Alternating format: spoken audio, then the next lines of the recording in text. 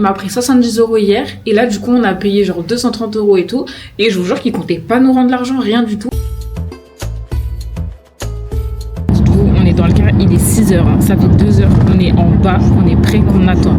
Ça m'énerve. Puis le mec avec qui je parle sur WhatsApp, je lui dis wesh, on nous a dit 4h du mat. Il me dit ouais, c'est à 5h45. J'ai dit mais en fait il fera déjà jour, genre je comprends pas. Il me dit non, le soleil il se lève à 6h30. Il est 6h, regardez dehors. Bon, je récapitule. Pour tous ceux qui n'ont pas suivi, on s'est fait arnaquer. Moi j'avais payé pour voir le lever de soleil dans la montgolfière. Or, comme vous pouvez le voir, il fait déjà jour. Bref, ça c'est que le début de nos soucis. Je vous laisse avec le vlog de toute la journée et j'essaierai de vous faire des petites voix off parce que c'est vrai que j'ai pas l'habitude d'en faire et j'espère que ça vous plaira comme ça. Allez, bon vlog! Je vous mets la série Égypte juste en haut à droite, vous pouvez cliquer dessus et vous aurez l'épisode 1, 2 et 3 juste avant. N'hésitez pas à liker, à vous abonner et à commenter si jamais les vidéos vous plaisent. J'ai encore plein d'autres vlogs voyages à vous partager. Bon, en tout cas, c'est incroyable. Genre, la vue qu'on a, elle est incroyable. Il y a grave des montgolfières. Mais bon, on est censé être avec eux là. On est censé être dans les airs. On n'est même pas encore sur le bateau. On y va. On était avec un groupe de Russes et du coup, on a dû prendre un petit bateau pour traverser le Nil et arriver de l'autre côté de la ville de Luxor. On pouvait voir les montgolfières dans le ciel, c'était incroyable.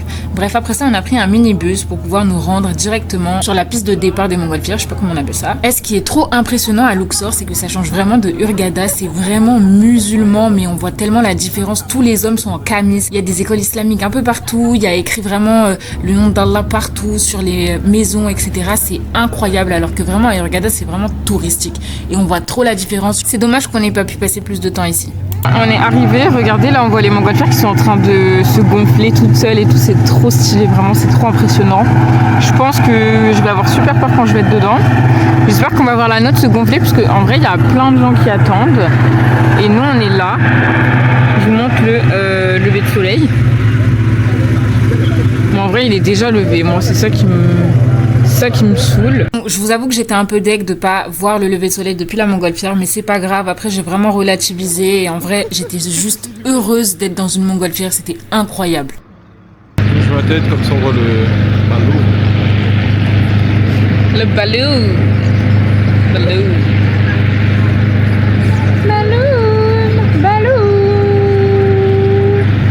En vrai, je pense que j'ai vraiment relativisé quand j'ai vu qu'il y avait encore plein de montgolfières qui étaient en train de se faire gonfler et qu'il y en avait encore plein qui montaient dans les airs.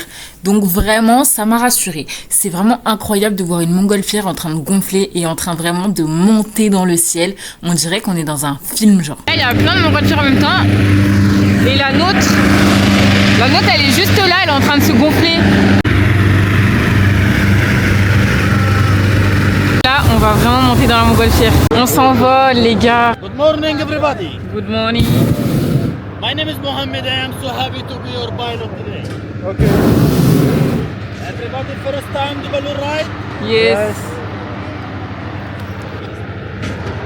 On s'envole, on est dans la montgolfière. Oh. Là, on voit le Hatshepsut Temple.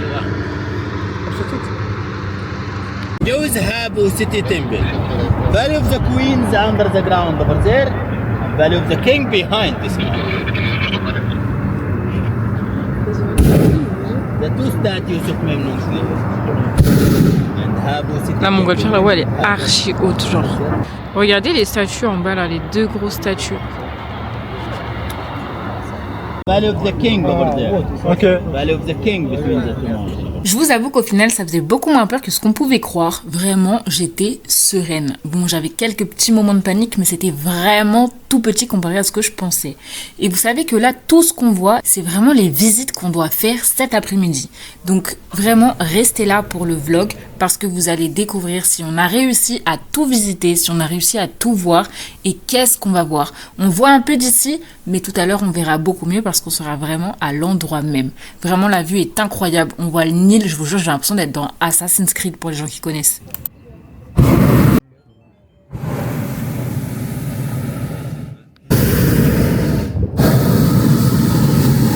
Franchement, la balade, elle est incroyable. Genre, c'est trop un truc de ouf. On a fini, là, le ballon, il se dégonfle.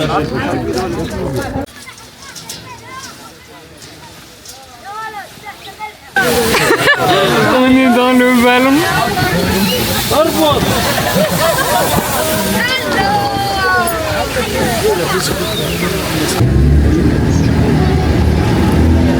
Du coup, on était retourné à l'hôtel, on a fait une pause de à peu près 30-40 minutes et là il y a notre chauffeur d'hier qui est revenu nous chercher et du coup en fait toute la journée on va rester avec lui et on va aller voir un guide français et on va vraiment en fait faire exactement ce pourquoi on avait payé en fait.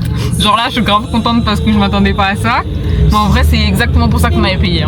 Attendez, pause. Je tiens vraiment à vous préciser que tout ne s'est pas du tout passé comme prévu. Parce que là, j'étais toute contente, sans me douter un seul instant de tout ce qui allait se passer, même si j'avais quand même un peu la boule au ventre. Ouais, c'est censé être normal, genre. Ouais, mais quand même, on est content parce que franchement, on a trop on allait se faire. Quand j'ai vu le chauffeur arriver, je me suis dit, mais dis même pas qu'il vient pour nous ramener à Hurghada et tout. Genre, non, genre il m'a dit, il a vu comment j'étais triste et tout hier.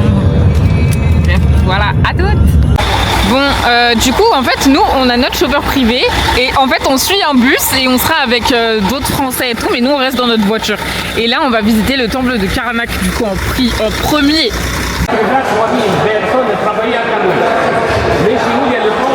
Voilà le temple de Karnak. Bon, je sais pas si vous allez entendre quand le guide il va expliquer ou pas. Donc voilà, veuillez m'excuser. Il y a beaucoup de monde, hein. Oui. Yallah, la famille, la famille. C'est super grand. Okay, gehen wir weiter. Freunde, links gehen. Okay. Les guides égyptiens qui parlent russe. Chinois, ça me tue. Regardez, il y a le plateau de battant et le bruit de l'enfant et le secours de battant. Vous voyez tout ça, les statues, le voit, les visages, c'est lui Ramsès III. Franchement, c'est vraiment incroyable, genre tous les grands trucs, tous les détails. Genre, c'est ouf de se dire que ça a une histoire de ouf en plus. Un but, ça réalisé. Il faut tourner autour du carabine pour être un but, ça réalisé. J'ai déjà tourné 3 fois. Bon, là, on a 15 minutes de temps libre pour visiter un peu les temples, enfin le temple. Donc, je vous montre un peu. En vrai, là, ma vidéo, elle doit être grave chiante parce que je parle pas trop. Et que je peux pas vous expliquer, donc voilà, mais vous voyez. Des fois, vous entendrez le guide donner des explications. On n'entend pas très bien. Comme je vous ai dit, je suis désolée pour ça. En tout cas, on a vraiment essayé de visiter le maximum, mais on n'est pas du tout resté assez longtemps. On n'est resté que 45 minutes. C'était vraiment trop court pour tout ce qu'il y a à voir. Vraiment, moi, c'était le temple que je voulais le plus visiter en Égypte. C'était vraiment celui qui m'intéressait le plus. Il y a énormément d'histoires et ça vaut trop le détour. Maintenant, place à tous mes essais de vidéos qui sont des gros échecs à cause de toutes les personnes qui sont passées. Parce qu'il n'y avait pas que mon contenu pour YouTube, hein, il y avait aussi le contenu pour TikTok que j'essayais de filmer. Comme vous pouvez voir derrière moi, déjà il y a des photographes qui faisaient que nous prendre en photo. Bref, vous allez voir après. Et puis ensuite, il y a ce monsieur qui fait que me déranger dans mes vidéos. On dirait son but c'est de me nuire, genre il est là pour s'admirer, mais alors que moi je lui dis viens on fait des vidéos ensemble, mais il veut pas. Comme vous pouvez voir dans nos backstage, il y avait 2 photographes chinois. Il y en avait un avec un vrai appareil et il y avait sa femme qui avait son téléphone. Ils étaient trop mignons et puis il y avait une petite dame aussi qui nous regardait. On aurait cru on était des stars, genre on faisait un shooting photo parce qu'en plus de ça le cadre est trop stylé, ma tenue était trop stylée, Moji aussi était trop beau, on était trop bien, ils étaient trop mignons. Regardez les dessins, ceux qui sont vraiment tout en haut, on voit encore la peinture et tout, c'est incroyable. Pour moi cet endroit il fait vraiment partie des plus grosses merveilles de ce monde, c'est incroyable, je vous jure que j'ai l'impression d'être dans un rêve, dans un film, dans l'histoire, c'est trop incroyable. Tu vas montrer comment il marche vite parce que le guide il fait que nous mettre un pressing là pour qu'on se dépêche. En fait là c'était soit on allait faire la croisière sur le Nil, mais en fait on a tellement été déçus au Caire que j'ai trop peur d'être déçus, surtout que là c'est 15 € par personne, ça fait 30 €. Donc on a décidé de pas le faire. J'ai longuement hésité, surtout qu'il a dit qu'on pourrait voir des crocodiles et tout, mais j'ai peur que ce soit faux et j'ai trop peur d'être déçue. Là j'ai trop été déçue là pour encore être déçu genre. Ah non, là,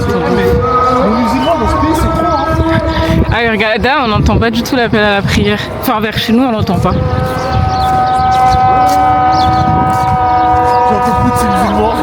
Tais-toi Notre chauffeur, il est trop gentil. Il est parti nous acheter des... Yes. You know sugar? Yes. Il est parti nous acheter des jus de...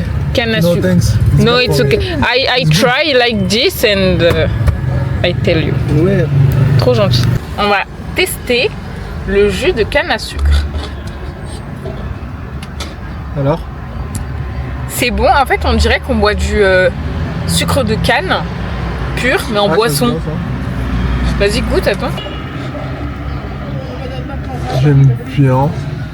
On dirait vraiment qu'on boit du sucre de canne, tu trouves pas? Bah, j'en ai jamais bu. Non mais tu vois c'est quoi le sucre de canne? Non, moi pour moi du sucre de canne c'est du sucre. Non, c'est du sucre de canne. Bah oui, mais qui va. Et là c'est de la canne à sucre, c'est pareil en fait. It's very good, thank you. Yes. Et en Thaïlande j'avais testé le jus de canne à sucre. Et c'était pas très bon en Thaïlande. J'ai demandé si c'était meilleur. Non, et c'était pas cette couleur du tout, c'était blanc. C'était blanc? Ah ouais. Toi, tu veux que t'envoyer, hein, j'ai capté. On vient d'arriver du coup au buffet. On va aller prendre tous les trucs. Franchement ça a l'air... ouais, il y a des nouilles et tout genre. On est arrivé du coup dans un temple. Je sais même pas c'est quel temple. Il nous a pas dit. Désolée pour cette pause encore, mais j'étais obligée de le dire. On est resté 2 minutes chrono pour prendre juste une photo. On savait même pas c'était quoi le temple. Il nous a rien expliqué le guide. J'étais trop déçue. 1, 2, 3. Waouh! Oh là là! Magnifique! 50 km après les balles de roi, les transporter. Regardez le bloc comme ça. 50 kg, 80 kg, un bloc. Après ça, tu mets une forme comme le vase, le statue, sans barrière, au balai, comme ça. Là, c'est les bêtes de phosphorescence. 1, 2, 3.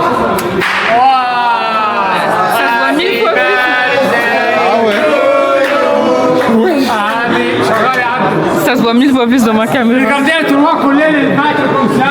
C'est là le battre, le marron, le bleu, le vert. On bougie les lampes et les candelles. Le tout défi à la main. Regardez les tables, le scarabée. Pour tourner, pour chance. Le tout défi à la main. Le noir comme ça, c'est le vert, le bazar, le vrai bazar. C'est là le battre naturel. Là, le stade du malaki, le tout défi. On va visiter le temple d'Hatshepsut. Oh voilà, je vais repère.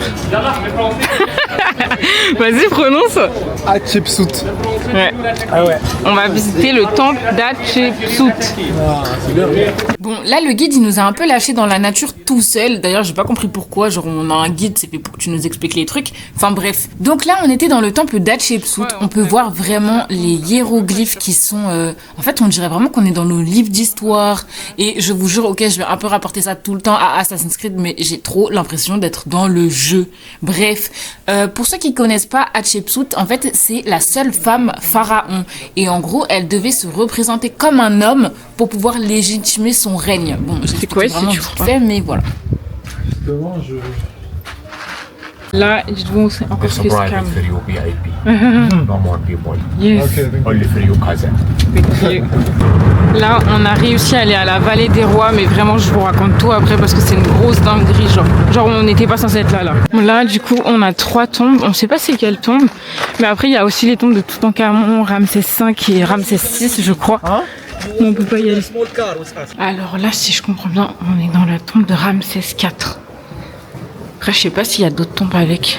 C'est incroyable de se dire que le peuple égyptien a réussi à construire tout ça il y a des milliers d'années. Genre moi je me demande vraiment trop comment ils ont fait. Et regardez la peinture, comment elle se conserve, c'est un truc de ouf.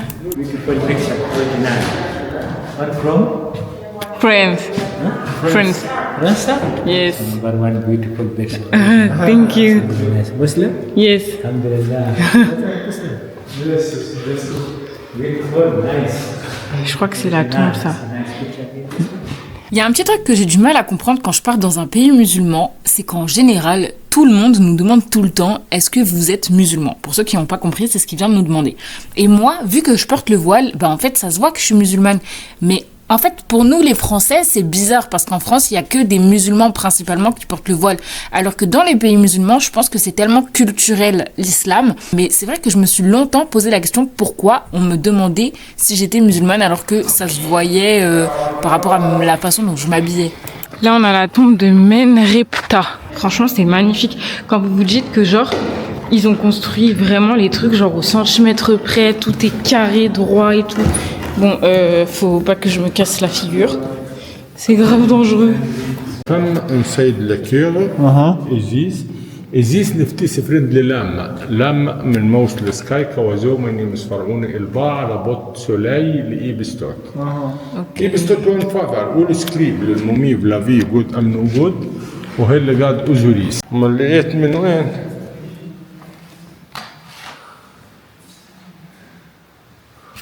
Vous entendez le monsieur qui est en train de parler? Et bah sachez qu'il a pris ma caméra pour filmer. Mais en fait, vu que j'ai une DJI Osmo Pocket 3 et qu'elle tourne toute seule, c'est super compliqué d'utiliser. Donc je ne connais pas du tout la suite des plans. Et là, il y a moi en détresse qui explique à Moody qu'il me reste 3% de batterie alors qu'il nous reste encore plein de choses à visiter. J'étais un peu en panique. Parce que lui, il était en train de filmer tout et n'importe quoi. I don't have battery.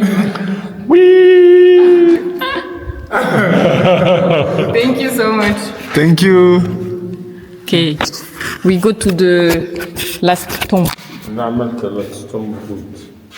Thank you. Yes. Thank you so much. Je vous montre un peu, genre là on est vraiment dans les souterrains. Franchement c'est tellement bien fait pour des constructions qui ont été faites il y a plus de 2000 ans genre. Là on a la tombe de Ramsès IX. Là du coup on est dans la tombe de Ramsès IX. Franchement je vous filme avec mes dernières batteries. J'ai plus du tout de batterie. Et c'est nos dernières minutes aussi. Parce que le temple il ferme dans pas longtemps. Genre on est presque les derniers. Tout ça c'est au plafond. Genre c'est ouf comment ils faisaient des dessins. Hello. Fine and you. Friends. Mais je pense que son prénom c'est ça. Il est là son prénom. On doit partir. Il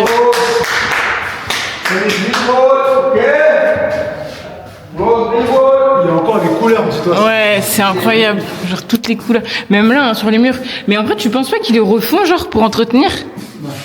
Tu penses que c'est vraiment originel? Ouais. Bon, on était les derniers à partir et ensuite on est rentré à Hurghada. Je vous explique tout le lendemain. Regardez.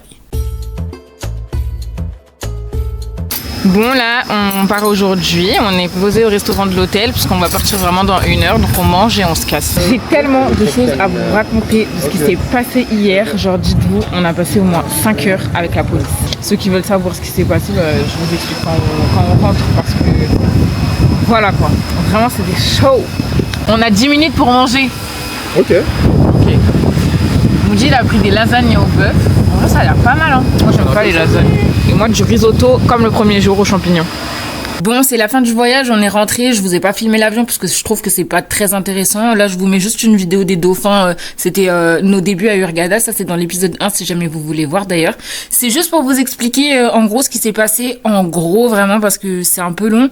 Mais en fait, il y a un arnaqueur qui avait une agence de voyage qui nous a vendu un truc. Et au final, quand on est arrivé à Luxor, on avait payé 300 € pour pouvoir faire toute la visite de Luxor plus la montgolfière.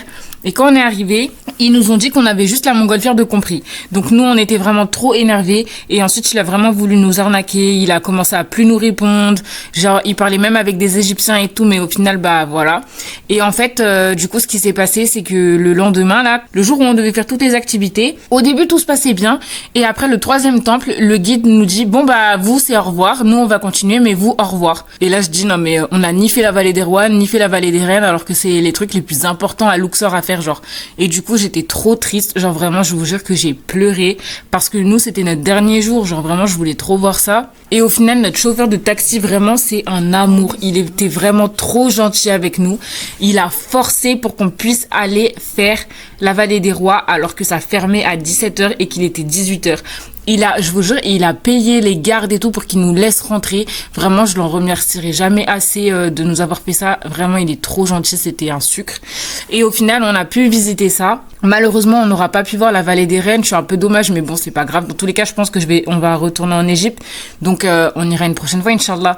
En tout cas, j'espère que toute cette série Égypte vous a plu. Si jamais vous avez vraiment pas du tout vu les épisodes et que vous aimez pas trop regarder épisode 1 par 1, Sachez que après chaque série de vlogs dans un pays, en général, je fais un vlog complet. Comme ça, vous pouvez vraiment tout regarder d'un coup. Et en général, ça dure à peu près 1 heure. D'ailleurs, je vous mets celui que j'ai fait pour le Sénégal. Et vraiment, n'hésitez pas à aller voir les autres épisodes et les autres vlogs de ma chaîne parce que je partage beaucoup de voyages. Si la vidéo vous a plu, n'hésitez pas à liker, à commenter et à vous abonner pour me donner de la force. Moi, vraiment, c'est vraiment comme ça quand je vois que ce que je fais, ça plaît, que je suis contente, que voilà. Allez, salut!